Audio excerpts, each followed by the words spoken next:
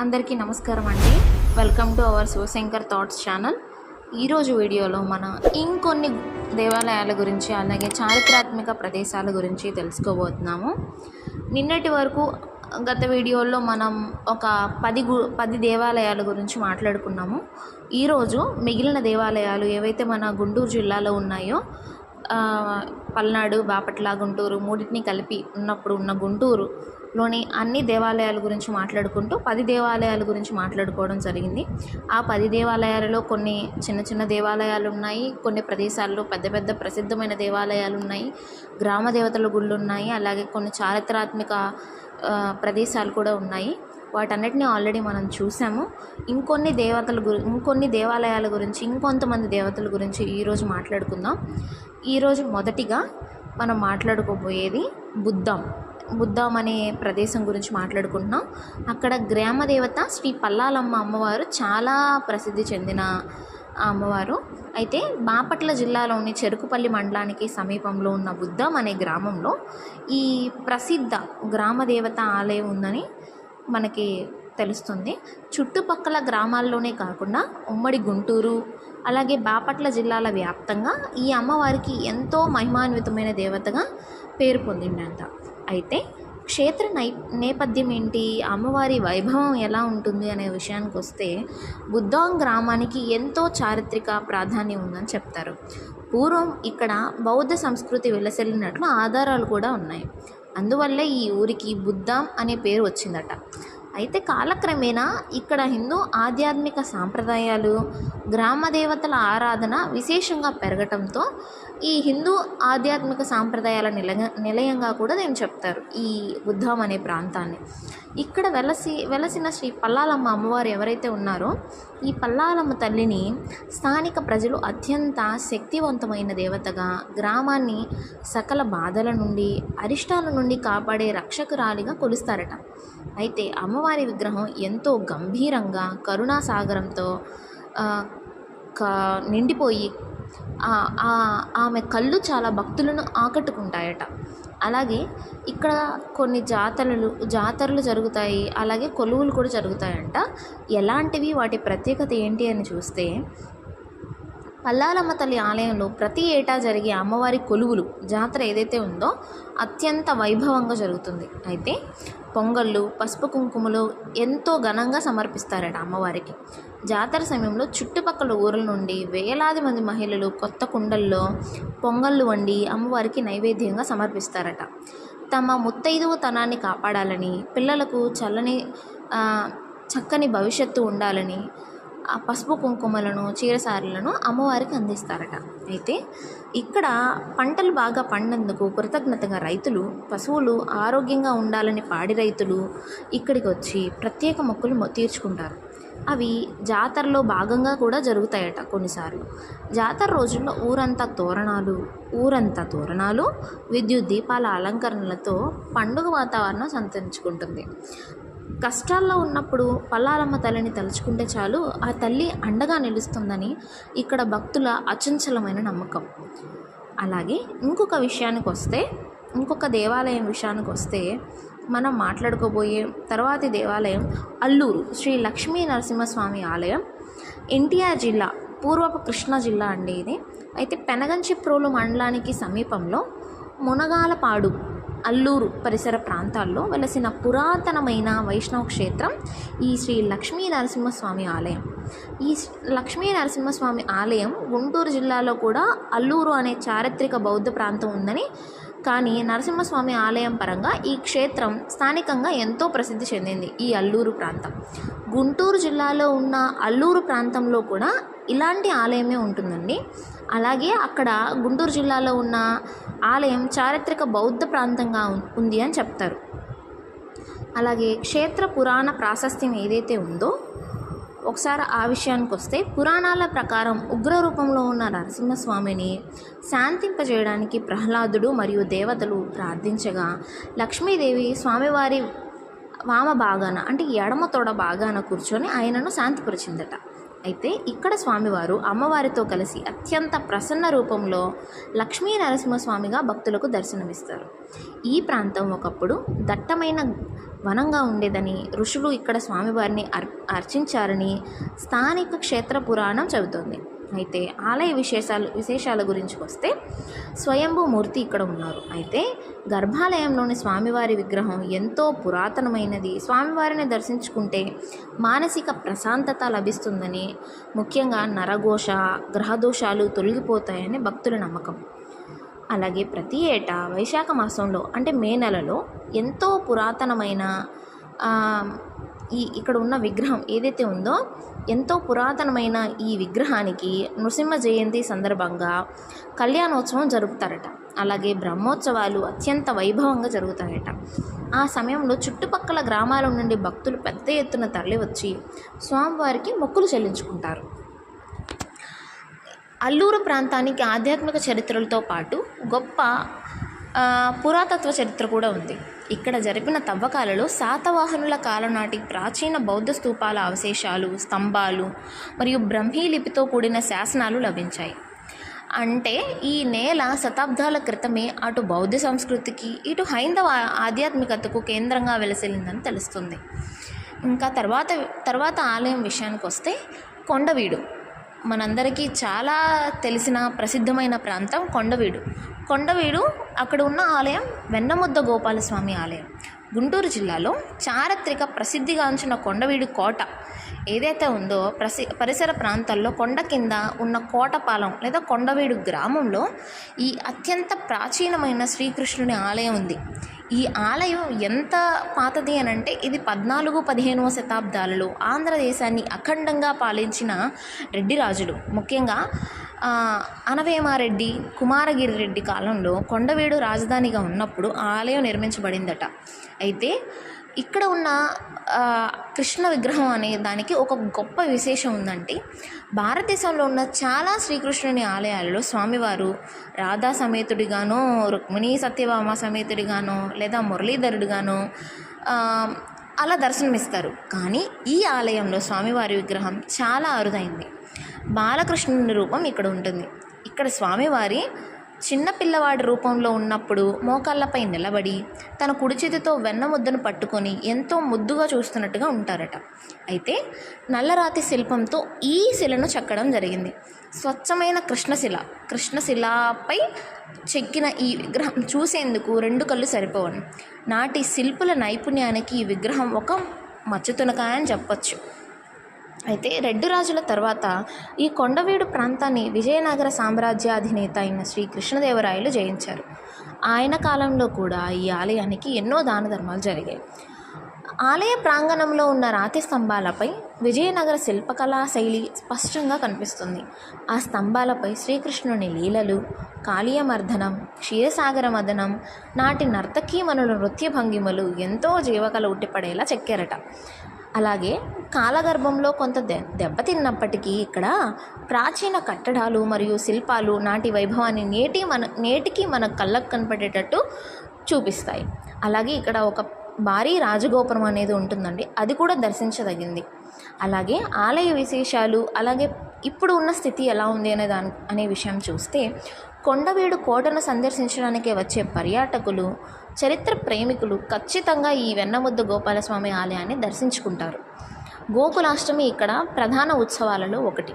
ప్రతి ఏటా కృష్ణాష్టమి పర్వదినాన ఈ ఆలయంలో విశేష పూజలు, ఉత్సవాలు జరుగుతాయి. ఆ రోజున స్వామివారికి వెన్నతో ప్రత్యేక అభిషేకాలు చేసి వివిధ రకాల పిండి వంటలను నైవేద్యంగా సమర్పిస్తారు. కొండవీడు రెడ్డి రాజుల చారిత్రక వైభవానికి, నాటి వైష్ణవ భక్తి సాంప్రదాయానికి ఈ వెన్నముద్ద గోపాలస్వామి ఆలయం ఒక నిలువెత్తు సాక్ష్యం వంటిది. అలాగే ఇంకొక చారిత్రక నేపథ్యం కలిగిన ఆలయం గురించి మనం మాట్లాడుకోవాలి అని అంటే తప్పనిసరిగా మాట్లాడుకోవాల్సింది ఏంటి అని అంటే చేబ్రోలులోని చతుర్ముఖ బ్రహ్మలింగేశ్వర స్వామి ఆలయం. మనం ఎక్కడో 1-2 చోట్ల చూసే బ్రహ్మాలయం అనేది ఇక్కడ మన ఆంధ్రప్రదేశ్లోని గుంటూరుకు సంబంధించి చేబ్రోలు అనే ప్రాంతంలో ఉండడం ఒక గొప్ప విషయం అనే చెప్పాలి. గుంటూరు జిల్లాలోని చారిత్రక గ్రామం చేబ్రోలు. పూర్వనామం ఏమని పిలిచేవాళ్ళంటే పూర్వనామం తామ్రపురి అని పిలిచేవారు. ఒకప్పుడు ఇది తూర్పు చాళుక్యుల కాలంలో గొప్ప సైనిక స్థావరంగా వందలాది ఆలయాలకు నిలయంగా వెలసిల్లిందట. తామ్రపురి అనే పేరు మనం చారిత్రక నేపథ్యాల ఆధారంగా కూడా మనం చాలాసార్లు వింటామండి. ఇక్కడ ఆలయాలన్నింటిలోనూ మకుటామాయమైనది ఏంటి అని అంటే భారతదేశంలోనే అత్యంత అరుదైనది ఈ చతుర్ముఖ బ్రహ్మలింగేశ్వర స్వామి ఆలయం. మొత్తం జగత్తును సృష్టించిన బ్రహ్మదేవునికి భూలోకంలో పూజలు జరగకూడదని పురాణాల ప్రకారం శాపం ఉండడం వల్ల ప్రపంచవ్యాప్తంగా ఆయనకు ఆలయాలు చాలా అరుదుగా ఉంటాయి. మనం చెప్పుకుంటే ఎక్కడో ఒక చోట మనం వింటాము, రాజస్థాన్లోని పుష్కర్ అనే ప్రాంతంలో బ్రహ్మాలయం ఉందని మనం వింటాం. అటువంటి అరుదైన ఆలయాలలో మన చేబ్రోలు ఆలయం ఉండడం చాలా విశిష్టమైన విషయం అది. అలాగే ఆలయ నిర్మాణం, చారిత్రక నేపథ్యం విషయానికి వస్తే ఈ అద్భుత ఆలయాన్ని దాదాపు 200 సంవత్సరాల క్రితం 1820-30లలో స్థానిక జమీందారు అయిన రాజా వాసిరెడ్డి వెంకటాద్రి నాయుడు గారు నిర్మించారు. అమరావతి అమరేశ్వర ఆలయం పునర్నిర్మాణం చేసిన ఆయనే చేబ్రోల్లోనూ ఈ అరుదైన ఆలయాన్ని కూడా శిల్పకళా వైభవంతో తీర్చిదిద్దారని చెప్తారు. అయితే ఈ ఆలయం ఎలా ఉంటుంది, ఇక్కడ ఉన్న శిల్పశైలి ఎలా ఉంటుందనే విషయాన్ని చూస్తే ఈ ఆలయ శిల్పశైలి మరియు నమూనా ఎంతో విలక్షణమైనదిగా మనకు కనిపిస్తుంది. ఒక చతురస్రాకారపు అందమైన కోనేరు మధ్యలో అంటే చెరువు మధ్యలో ఈ ఆలయాన్ని నిర్మించారు. భక్తుల ఆలయంలోకి వెళ్ళడానికి కోనేటిపై ఒక చక్కటి రాతి వంతెన మార్గం ఉంటుంది. చుట్టూ నీరు, మధ్యలో గంభీరమైన ఆలయం చూడడానికి ఎంతో మనోహరంగా ఉంటుంది. అయితే చతుర్ముఖ బ్రహ్మలింగం అనేది ఎలా బ్రహ్మ అంటున్నాం, లింగం అంటున్నాం, బ్రహ్మలింగం ఏంటి అనే విషయాన్ని ఒకసారి ఆలోచిస్తే ఆలయ గర్భాలయంలోని ప్రధాన శివలింగం సాదాగా ఉండదు. లింగం పైభాగంలో 4 వైపులా అంటే 4 దిశల్లో బ్రహ్మదేవుని 4 ముఖాలు ఎంతో స్పష్టంగా అందంగా చెక్కబడి ఉంటాయి.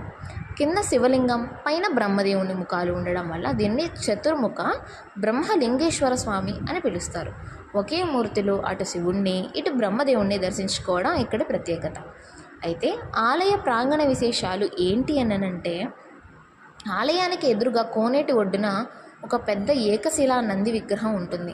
ఏకశిల అంటే మనం చెప్పుకున్నామండి, ఒకే శిలతో ఆ మొత్తం విగ్రహాన్ని చెక్కడం విగ్రహం అనేది ఉంటుంది. మనకి తెలిసిన ఏకశిలా నంది విగ్రహం అనేది ఉంటుంది. నల్లరాతితో చెక్కిన ఈ నంది జీవకళ ఉట్టిపడేలా కనిపిస్తూ ఉంటుంది. అలాగే కోనేటి 4 మూలల్లో 4 చిన్న చిన్న ఉపాయాలు ఉంటాయి. ఉపాలయాలు అనేవి ఉంటాయి అన్నమాట. సో ఆ ఉపాలయాలలో మనకి మహావిష్ణు ఆలయం, విఘ్నేశ్వర ఆలయం, కుమారస్వామి ఆలయం, కుమారస్వామి కార్తికేయుడు అంటాం కదా, మరియు అమ్మవార్ల విగ్రహాలు ప్రతిష్ఠించబడ్డాయి. తద్వారా ఈ క్షేత్రం హరిహరముఖంగా పంచాయతన క్షేత్రంగా విరాజిల్లుతుంది. పంచాయతన సాంప్రదాయం మనం వినే ఉంటాం కదండి. పంచాయతన సాంప్రదాయం ప్రకారంగా ఈ క్షేత్రం విరాజిల్లుతుందని కూడా చెప్పచ్చు. ప్రతి ఏటా మహాశివరాత్రి మరియు శరన్నవరాత్రుల సమయంలో ఈ కోనేటి మధ్యలో ఉన్న ఆలయం విద్యుత్ దీపాలతో కాంతులీలుతూ భక్తులకు సరికొత్త ఆధ్యాత్మిక అనుభూతినిస్తుందని చాలామంది తమ అనుభూతుల్ని పంచుకుంటూ ఉంటారు. అలాగే తర్వాతి ఆలయం విషయానికి వస్తే మనం మాట్లాడుకోబోయే మరో ఆలయం పేరు కొండపాటూరు పోలేరమ్మ ఆలయం. పోలేరమ్మ ఆలయం ప్రతి గ్రామంలోనూ మనకు పోలేరమ్మ వెలిసి ఉంటారు. కానీ కొండపాటూరు పోలేరమ్మ ఆలయానికి ఒక విశేషత ఉంది. అదేంటి అనేది చూస్తే గుంటూరు జిల్లా కాకుమాను మండలంలోని కొండపాటూరు గ్రామంలో ఈ మహిమాన్విత గ్రామదేవత క్షేత్రం ఉంది. ఉమ్మడి గుంటూరు, ప్రకాశం, బాపట్ల ప్రజలకే కాకుండా రాష్ట్ర వ్యాప్తంగా లక్షలాది మంది భక్తులకు అమ్మవారు ఇలవెల్పుగా కొలువై ఉన్నారు. అమాయక భక్తులను కంటికి రెప్పలా కాపాడే తల్లిగా పోలేరమ్మకు ఎంతో ప్రసిద్ధి ఉంది. ఇక్కడ ఎంతోమంది నమ్మకం కూడా. క్షేత్ర పురాణ నేపథ్యం విషయానికి వస్తే గ్రామదేవతల ఆరాధనలో పోలేరమ్మ తల్లికి విశిష్ట స్థానం ఉంటుందని మనకు తెలుసు. పురాణాల ప్రకారం ఈమెను ఆదిశక్తి స్వరూపంగా భావిస్తారు. పూర్వం కొండపాటూరు పరిసర ప్రాంతాల్లో వెలిసిన ఈ అమ్మవారు గ్రామానికి ఎలాంటి అరిష్టాలు, అంటువ్యాధులు, చీడపీడలు, కలరా, ఆట్లమ్మ వంటివి వస్తూ ఉంటాయి కదా గ్రామాల్లో సాధారణంగా, రాకుండా వాటిని రక్షిస్తూ వస్తుందని భక్తుల నమ్మకం.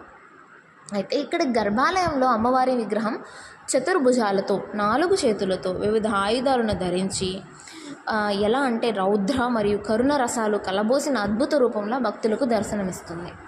జగత్ ప్రసిద్ధ కొండపాటూరు పోలేరమ్మ జాతర ఎంతో వైభవంగా జరుగుతూ ఉంటుంది. ఈ క్షేత్రానికి అంతటి ఘనమైన కీర్తి రావడానికి కారణం కూడా ప్రతి ఏటా జరిగే సంక్రాంతి పండుగ ముగిసిన తర్వాత జరిగి ఈ ఉత్సవమే కారణం. అయితే మాఘమాసంలో ఈ కొండపాటూరు జాతర అనేది జరుగుతుంది. దాదాపు వారం రోజుల పాటు జరిగే ఈ జాతరకు 5 నుండి 8 లక్షల మంది భక్తులు తరలివస్తారు. బండ్లు కట్టడం ఈ జాతరలో అత్యంత ప్రధానమైన మరియు అద్భుతమైన ఘట్టం. అయితే బండ్లు కట్టడం ఏంటి అని వింటే, చుట్టుపక్కల వందలాది గ్రామాల నుండి రైతులు తమ ఎడ్ల బండ్లను, ట్రాక్టర్లను రంగురంగుల తోరణాలు, పూలు, భారీ విద్యుత్ దీపాలతో గోపురాల వలె అలంకరిస్తారు. అంటే ప్రభల వలె అంటే మనం మాట్లాడుకున్నాం కదా, గోపురాలు, తాత్కాలిక గోపురాలు అంటే అర్థం ఏంటి అని అంటే ప్రభలు. ఈ అలంకరించిన బండ్లను ఎంతో ఉత్సవంగా తోలుకుంటూ వచ్చి పోలేరమ్మ ఆలయం చుట్టూ ప్రదక్షిణలు చేయిస్తారండి. దీనినే బండ్ల ఊరేగింపు అని కూడా అంటారు. అయితే మహిళలు ఆలయ ప్రాంగణంలో కొత్త కుండలతో పొంగళ్ళు వండి అమ్మవారికి నైవేద్యంగా సమర్పిస్తారు. అమ్మవారి ఉగ్రత్వాన్ని చల్లబరచడానికి మండలు ఉంటాయి కదా, వేప మండలు చల్లటి నీళ్ళతో పూజలు చేస్తారు. అలాగే కొండపాటూరు జాతరకు ఒక ప్రత్యేకత ఉంది. ఇక్కడ కులమతాల భేదం లేకుండా అందరూ కలిసి జాతర జరుపుకుంటారు. లంబాడీలు, గిరిజనులు, ఇతర వెనుకబడిన వర్గాల ప్రజలు తమ సాంప్రదాయ నృత్యాలతో, తింస, డప్పు నృత్యాలు ఉంటాయి కదండి, వాళ్ళ యొక్క నృత్యాలతో అమ్మవారి ముందు ప్రదర్శనలు ఇస్తూ మొక్కులు తీసుకుంటూ ఉంటారు. తమ పంటలు బాగా పండాలని, పాడి పశువులు చల్లగా ఉండాలని రైతులు చేసే ప్రార్థనలు ఈ తల్లి తప్పక నెరవేరుస్తుందని నమ్ముతారు. దీని తర్వాత మనం చెప్పుకోబోయే ఇంకొక ఆలయం పేరు చందోల్ శ్రీ చెన్నకేశవ స్వామి ఆలయం చాలా ప్రసిద్ధి చెందింది.